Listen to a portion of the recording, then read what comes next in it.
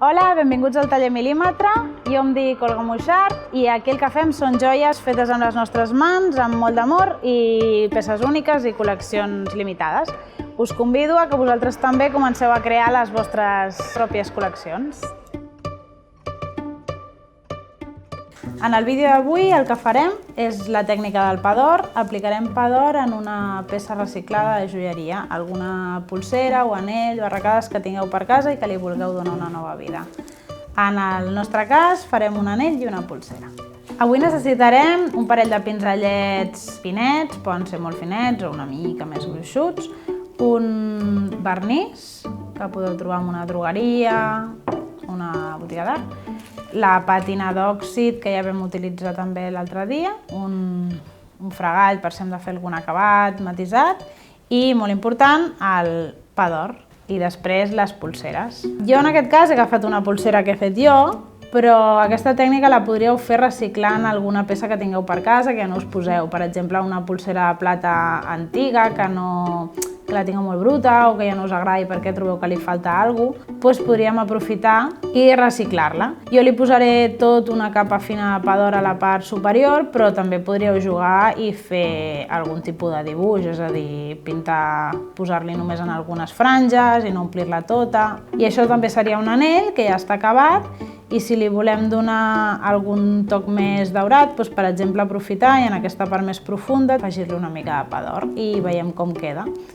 I aviam si així teniu alguna idea d'alguna peça vostra que us faci gràcia també reciclar. En aquest cas, com que jo acabo de fer la polsera, està nova i sí que encara no està preparada per començar, jo li passaré el fregall per començar-la a matisar. En el vostre cas, no sé com serà la polsera o la peça, però estaria bé que li passeu una mica d'aigua i sabó per deixar-la neta.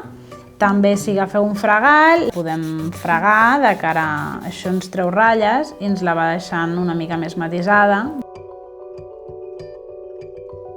Molt bé, doncs ara així ja podríem començar.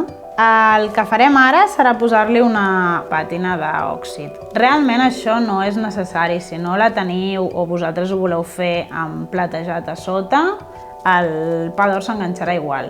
Jo ho faig perquè m'agrada més que quedi com el contrast, quan en alguns moments el pa d'or no quedarà regularment posat, m'agrada més que a sota es vegi el negre, però és totalment opcional. Posem una mica d'òxid en un potet i ara amb el pinzell anem esparcint de manera que tot vagi quedant ennegrit. Deixem que la pàtina actuï uns moments i ara ens n'anirem ja cap a l'aigua per parar la reacció del producte.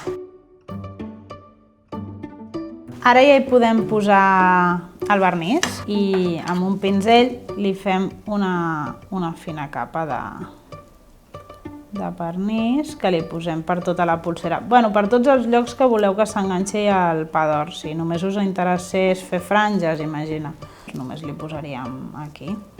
Jo li posaré per tota la polsera. Realment ara quan hem acabat l'haurem de deixar secar un rato perquè tampoc li podem posar el pa d'or quan estigui super humit, sinó que ara ens esperarem. Com que teníem dos pinzells, en aquest cas utilitzarem el que no hem utilitzat pel vernís, perquè està una mica més suelto. El del vernís s'endureix més i no anirà tan bé. De fet, jo utilitzaré els dos i hem d'anar jugant amb els pinzells. Agafarem un tros, no ha de ser de cap forma concreta, el que se'ns talli. I l'anirem posant per sobre de la peça. Si el voleu més lliset, doncs intentant-lo estirar una mica més, però per mi la gràcia que té el pa d'or és que no et queda com un bany d'or, sinó que queda una mica amb textures. Amb el pa d'or hem de tenir molta paciència i anar amb molt de compte, perquè veieu que de seguida es mou i s'enganxa. Pot ser que a vegades se'ns enganxi una mica sobre l'altra, però mira, per això tenim més d'una fulla. Si s'arruga una vegada està aquí, ja és igual, perquè no busquem amb el pa d'or un acabat superllis. Ara hauríem d'intentar no tocar-ho amb els dits perquè encara enganxa i perquè es queda la petjada dactilar i canviaria la textura i ens podríem emportar una mica de pa d'or. Amb la qual cosa ara ho acabem de deixar secar unes horetes. Hem deixat la polsera descansar tota la nit, unes quantes hores, i s'ha assecat. No li cal res més, ni una segona capa de vernís, Li podríeu posar, però li canvia una mica el color i jo sempre li deixo així. I ara el que li faré és donar-li una mica l'acabat perquè quan ho vam oxidar es va quedar com brut l'interior, aquí ha quedat alguns trossos oxidat i empador i altres no, aleshores ara li donaré un acabat una mica regular. Amb el paper esmeril el posem aquí i esmerilem una mica el canto. I ara per dins, com hem fet abans, l'anirem matisant. I ara tenim una polsera nova. Si en teníem una que ja ens havíem avorrit d'ella, doncs li podem donar una nova vida sense haver de gastar massa tampoc. Ara provarem amb aquest anell. Podríem, per exemple, pintar la part de dins i així farà aquest contrast amb la textura i el negre i la part daurada. Vosaltres no teniu aquest anell, però amb algun que tingueu a casa, doncs mireu on li podria quedar bé. Doncs seguint el mateix procés, posarem el vernís i, com abans, començarem a posar-hi el pa d'or.